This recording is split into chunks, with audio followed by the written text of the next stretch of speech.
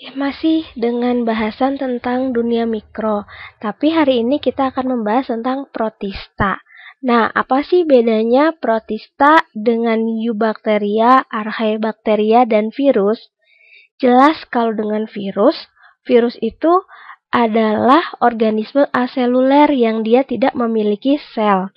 Tapi protista dan monera, walaupun mereka adalah mikroorganisme, mereka sudah memiliki sel. Nah, kenapa dibedakan juga menjadi dua kingdom yang berbeda? Karena mari kita lihat ciri-cirinya. Ciri-ciri pertama atau ciri umum dari protista, dia eukariotik atau inti sel dilapisi oleh membran inti. Jadi kalau misalnya saya gambarkan,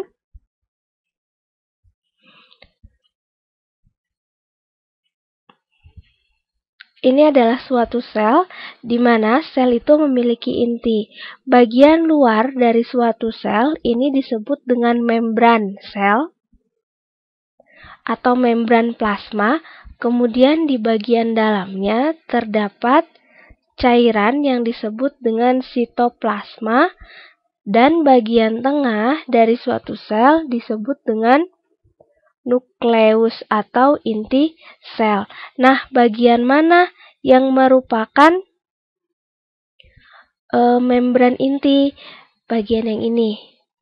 Nah, bagian luarnya dia terdapat suatu lapisan yang melindungi inti yang disebut dengan membran inti sel. Nah, membran inti inilah yang membedakan antara sel eukariotik dengan sel prokariotik.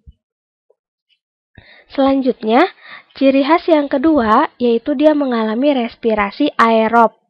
Respirasi aerob adalah respirasi yang membutuhkan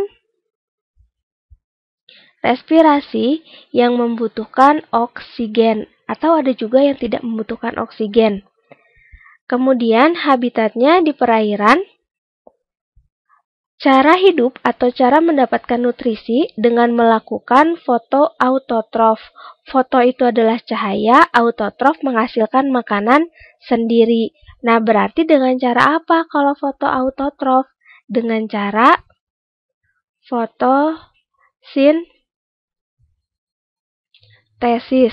Tapi ada juga beberapa yang menggunakan kemosintesis. Kalau fotosintesis menggunakan cahaya, kalau kemosintesis menggunakan bahan kimia. Kemudian ada juga yang merupakan organisme heterotrof. Kalau organisme heterotrof, biasanya dia hidup secara parasit. Dan juga ada yang saprofit kalau mikroorganisme.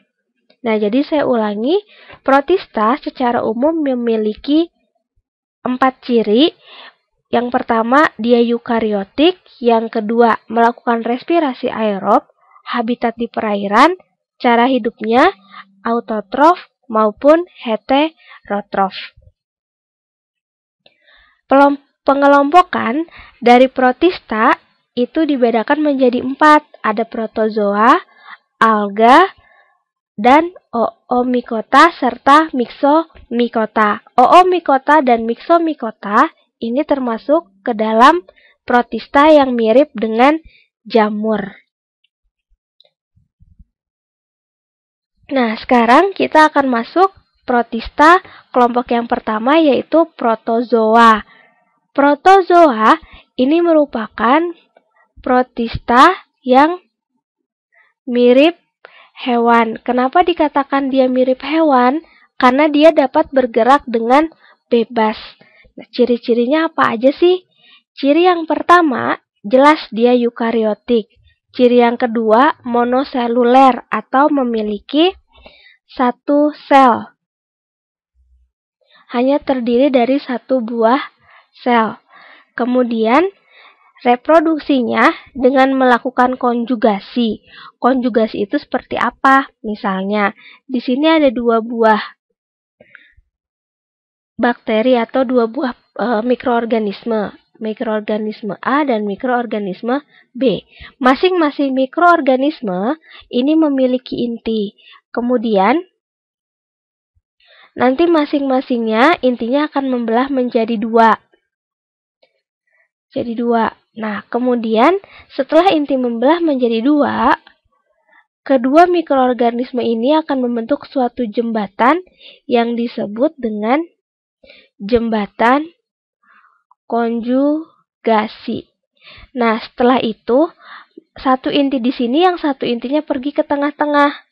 Nah, setelah itu, inti yang dari sini pindah ke inti B, pindah ke A, dan inti A akan pindah ke B. Sehingga nanti akan menghasilkan 2 buah yang sama persis. Nah, ini konjugasi, ciri khasnya memiliki jembatan konjugasi. Kemudian, ciri yang selanjutnya dapat melakukan pembelahan diri atau reproduksi seksualnya dengan melakukan pembelahan diri. Bedanya dengan konjugasi, mereka melakukan pertukaran inti. Kalau membelah diri, ini ada suatu bakteri, kemudian bakteri ini intinya akan berubah menjadi 2. Setelah itu, dia akan membelah tepat pada bagian kedua inti membelah, sehingga nanti akan dihasilkan 2 organisme yang memiliki bentuk ataupun materi genetik yang sama. Yang ketiga, klasifikasi pada protozoa didasarkan pada alat gerak, ada atau tidaknya alat gerak, terdiri dari sarkodina atau rhizopoda, nama lainnya rhizopoda. Kemudian ada flagellata atau flagel, ada ciliata, dan ada sporozoa.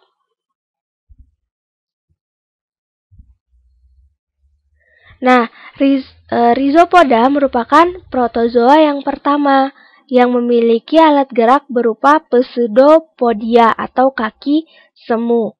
Hidup bebas atau parasit, memiliki vakuola, ada 2 jenis, ada vakuola kontraktil dan ada vakuola makanan.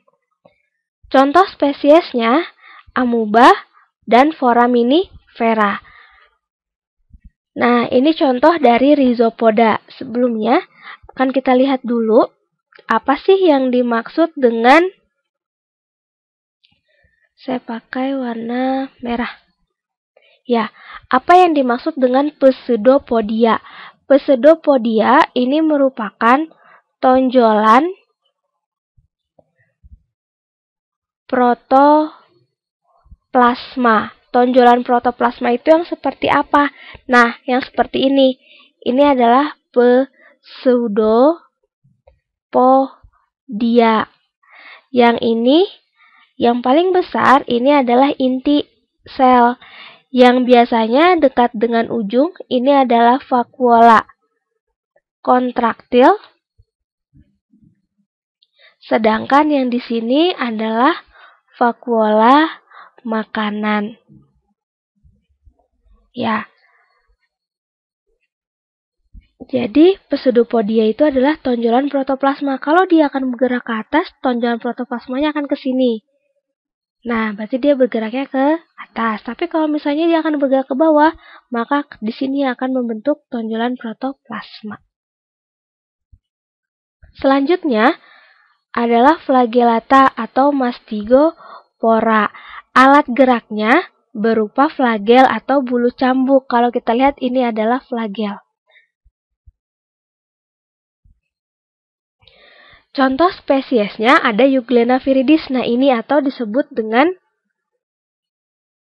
bakteri hijau. Kenapa disebut dengan bakteri hijau?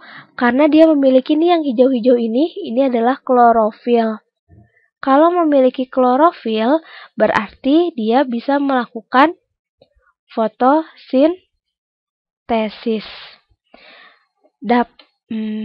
Kemudian yang kedua ada Noctiluca atau Nactiluca, dia hidup di laut. Pada malam hari, dia akan bersinar, yang sering kita sebut sebagai fluorescence. Yang keempat adalah Trypanosoma gambiense. Dia menyebabkan penyakit tidur di Afrika.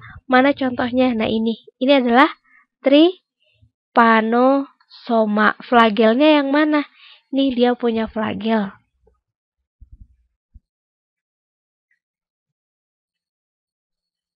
Selanjutnya, yang ketiga adalah Ciliata atau disebut juga dengan rambut getar atau bulu getar.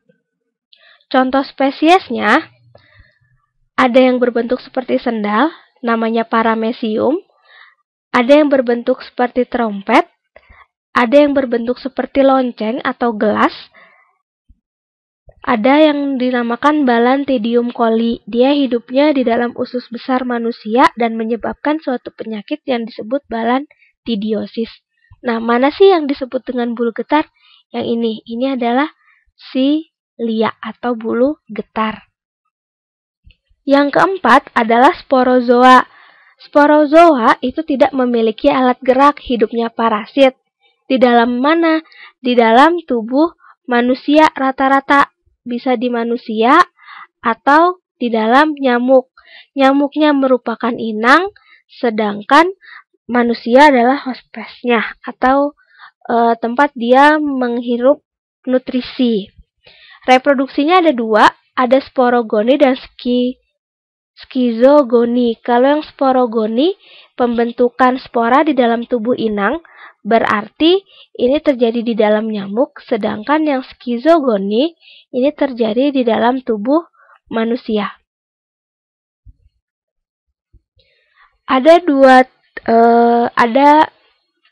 Cuma ada satu tipe sporozoa yang akan saya bahas, yaitu Plasmodium.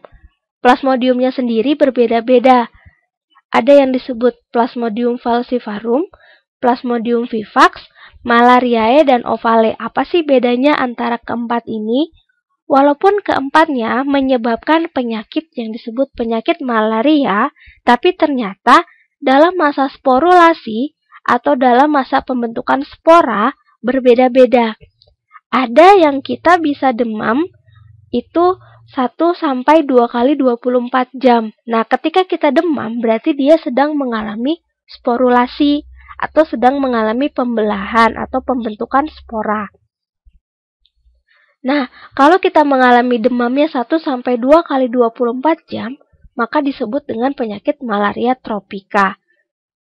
Kalau 2 kali 24 jam, maka disebut malaria tertiana atau tertian. Ada juga yang disebut malaria quartana 3 kali 24 jam. Dan ada yang seperti penyakit limpa, yaitu sporulasinya setiap 48 jam. Jadi, sudah kita bahas nih 4 buah protozoa. Yang pertama rhizopoda, kaki semu. Yang kedua flagellata, bulu cambuk. Yang ketiga ciliata, bulu getar. Dan yang keempat sporozoa, tidak memiliki alat gerak.